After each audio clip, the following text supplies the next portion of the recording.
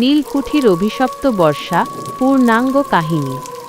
অয়ন যখন নীলকুঠির ভারী লোহার গেটটা ঠেলে ভেতরে ঢুকল, তখনই একটা অদ্ভুত ঠান্ডা হাওয়া তাকে অভ্যর্থনা জানাল। বাংলোর কেয়ারটেকার বৃদ্ধ হরিপদবাবু তাকে চাবি বুঝিয়ে দেওয়ার সময় বারবার সতর্ক করেছিলেন, দাদাবাবু, রাত বাড়লে বারান্দায় যাবেন না, আর বৃষ্টির শব্দ শুনলে কান চেপে শুয়ে থাকবেন। অয়ন তখন হেসে উড়িয়ে দিয়েছিল, সেই যুক্তিবাদী মানুষ, ভূত প্রেতে বিশ্বাস নেই। বৃষ্টির সেই অশুভ সূচনা। সন্ধ্যা 7টা নাগাদ আকাশ ভাঙা বৃষ্টি শুরু হলো। পাহাড়ের বর্ষা মানেই এক অন্য জগৎ। মেঘের গর্জনে কান পাতা দেয়। অয়ন তার স্টাডি রুমে বসে লিখছিল।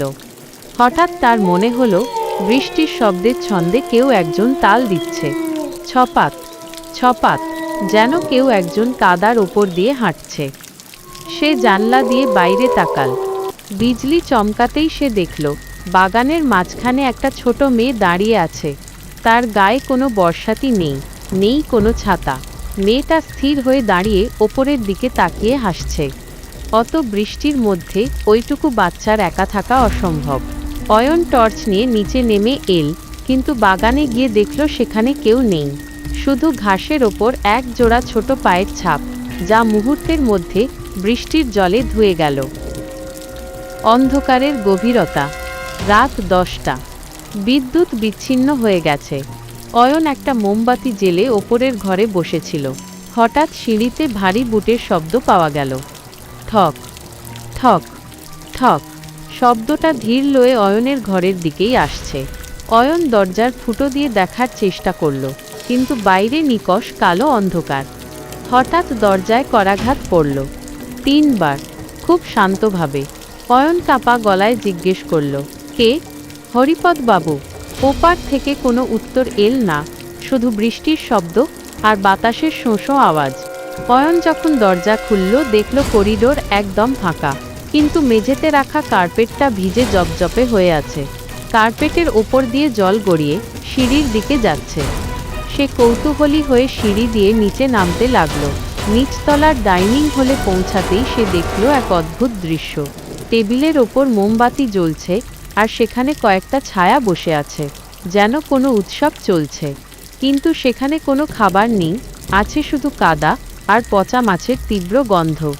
অয়ন মোমবাতিটা উঁচিয়ে ধরতেই ছায়াগুলো মিলিয়ে গেল, আর পুরো ঘরটা বরফের মতো ঠান্ডা হয়ে গেল।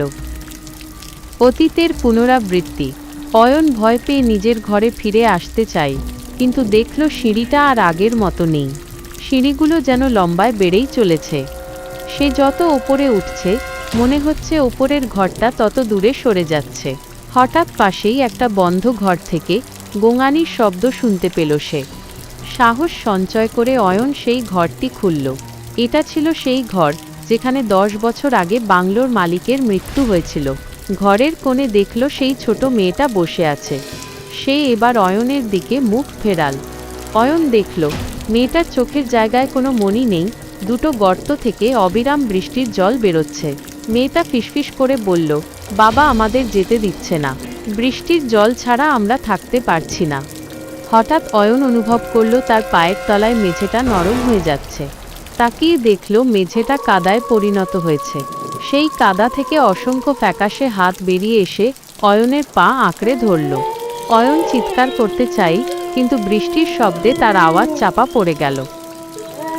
শেষ পরিণতি। বাইরে তখন আকাশ ফেটে বৃষ্টি পড়ছে। বাংলোর প্রতিটি দেওয়াল থেকে জল নয়, বরং কালচে রক্ত ঘামতে শুরু করেছে। অয়ন দেখল ঘরের কোণ থেকে সেই দীর্ঘকায় মালিকের ছায়া বেরিয়ে আসছে, যার হাতে একটা বিশাল কুঠার। ছায়াটা অয়নের দিকে ধীর পায়ে এগিয়ে এল। প্রতিবার বিদ্যুৎ চমকাচ্ছে, আর সেই ছায়াটা অয়নের আরও কাছে চলে আসছে। পরদিন সকালে হরিপদবাবু যখন বাংলোর সদর দরজা খুললেন, দেখলেন সব স্বাভাবিক। রোদ উঠেছে, কিন্তু অয়নের স্টাডি টেবিলের ওপর তার অসমাপ্ত পাণ্ডুলিপির পাতায় একটা নতুন লাইন যোগ হয়েছে, যা অয়নের হাতের লেখায় নয়। সেখানে লেখা ছিল, এখন আমাদের পরিবার পূর্ণ হলো। বৃষ্টি হলে আমরা সবাই একসাথে খেলা করি। অয়নকে আর পাওয়া যায়নি। শুধু বৃষ্টির দিনে নীলকুঠির জানলায় এখন একটা নতুন মানুষের ছায়া দেখা যায়, যে অপলক দৃষ্টিতে আকাশের দিকে তাকিয়ে থাকে। গল্পটি কেমন লাগলো